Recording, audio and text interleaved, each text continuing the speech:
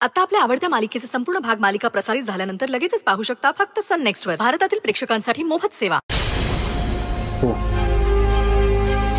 त्यांनी मरताना मला सगळं सांगितलंय, पण प्लीज जे काही खरं आहे ते तू मला सांग.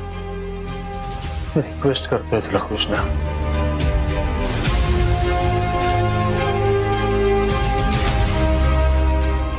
सांगतो. तू? होय, मीच. कारण तुझी आणि माझी गुन्हेगार एकच आहे, माई. तू कोणच नेमकी? तसं तर मी आता राजीनामा दिलाय, पण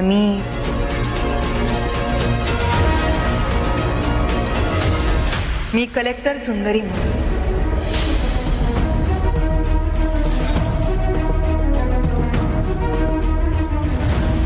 मला माईला अडकवायचंय आणि त्यासाठी मला तुझी साथ लागेल. आणि तू जर मला साथ दिलीस तर या सगळ्यातून मी तुला बाहेर काढू शकते. शिवाय तुला तुझा बदलाही घेता येईल. बोल, मला साथ देतेस?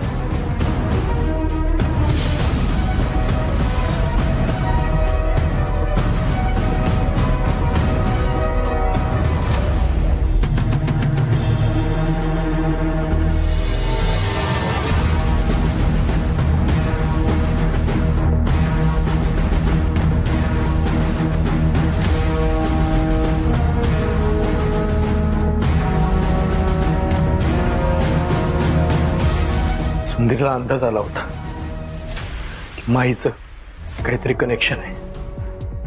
शिवाय माईची या शहरात एंट्री होणं आणि नक्षलीने तुला किडनॅप करणं, तुझ्यासाठी तिचा राजीनामा मागणं, यात काही ना काहीतरी कनेक्शन आहे असा तिला डाऊट होता. शिवाय सीबीआयनं सगळी इन्फॉर्मेशन दिली होती. त्यावेळी रॉच्या एका ऑफिसरनं त्याच्याशी कॉन्टॅक्ट केला आणि मग हा प्लॅन सुरू झाला.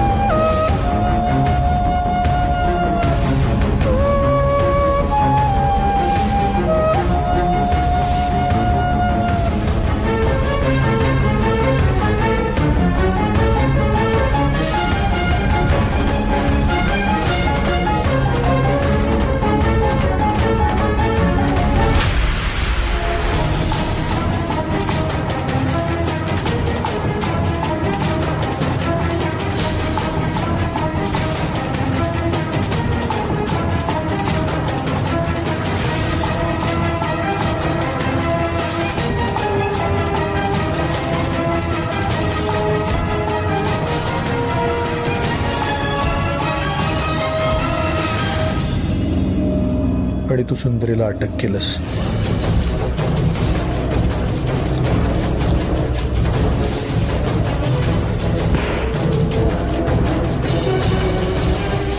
हे सगळं तुम्ही मला आधी का नाही सांगितलं? ऑर्डर होत्या तशा, कारण तू तिकडे नक्षलींसोबत होतास. कदाचित तुझा ब्रेन वॉश झालेला असू शकतो याची भीती होती. सुंदरीनं खूप परमिशन घेतलं ऑर्डरसाठी, पण आम्हाला नकारलं गेलं. त्यानंतर ती सिया तुझ्या घरी राहायला आली. सुंदरी हे ऐकून खूप आदरली होती. तुला अशी भीती वाटत होती की कदाचित तुझ्या जीवाला काहीतरी बरं वाईट होऊ शकतं. म्हणजे सुंदरीने पुन्हा एकदा माझ्यासाठी. कृष्णा, तुम्ही दोघेही काळजी करू नका. तुम्हा दोघांना इथून बाहेर काढेन मी. पण धनंजय, तू खूप सावध राहा, कारण ती सिया आता तुझ्या घरात राहायला आली. तिला हे कळता कामा नये की तुला तिचं सगळं सत्य माहीत झालं. कारण जर तिला हे कळलं ना तर खूप अवघड होईल. अरे कृष्णा, तू काळजी करू नको, काही होणार नाही. मी बघेन काय करायचं ते. मी काढेन तुम्हाला बाहेर. पण कसं बघणार? म्हणजे तू आम्हाला कसं बाहेर काढणार? बाहेर तुझी कोण मदत करणार? आम्ही दोघे तर आज. कृष्णा, एक व्यक्ती आहे. कोण?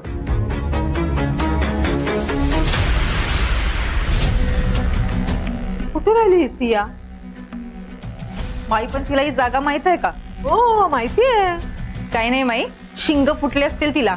शेफारली आहे ती जास्त. तिला असं वाटतं आपल्याला जाब विचारणार कोणी नाही. मला तर असं वाटतं खरंच प्रेमात पडली ती त्या धनंजयच्या. एवढी मूर्ख नाहीये ती. आली काय? हा सिया, आजकाल तू ऐकत नाहीयेस माझं. सांगितलेल्या वेळेत येत का नाहीस तू? नाही, असं काही नाहीये माई. ते खरी जरा सोहळ्याचं काम सुरू आहे. सोहळा कसला? साधना लग्नाची तयारी करते आणि सतत माझ्या मागे लागली आहे. शॉपिंगला चल, दागिने आणायला चल, हे आणायला चल, ते आणायला चल. अरे वा, झाली का मग शॉपिंग?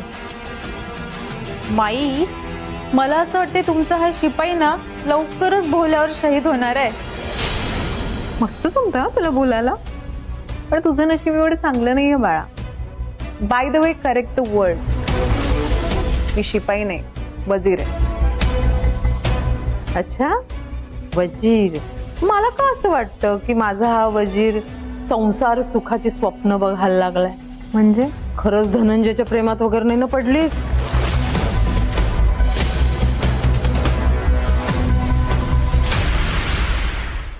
तर या. एक मिनिट हे काय इथे कुठे घेऊन आलायस मला? आधी पण तिकडे हॉस्पिटलमध्ये वाट बघत होतो कितीतरी वेळ तुझी. अरे मला घाई आहे बाबा, चल हॉस्पिटल जाऊया. किडनीसाठी डिमांड आली आहे ना, म्हणून तर तुम्हाला इथे घेऊन आलोय.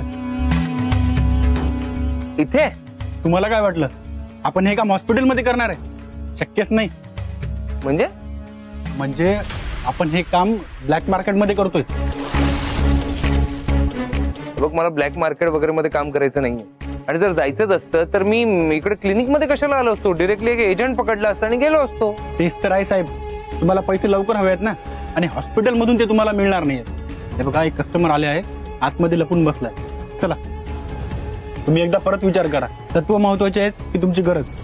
नाहीतर मी त्यांना जायला सांगतो. काय थांब, तू एक काम कर, बोलतो त्यांच्याशी, तुझा. चालेल.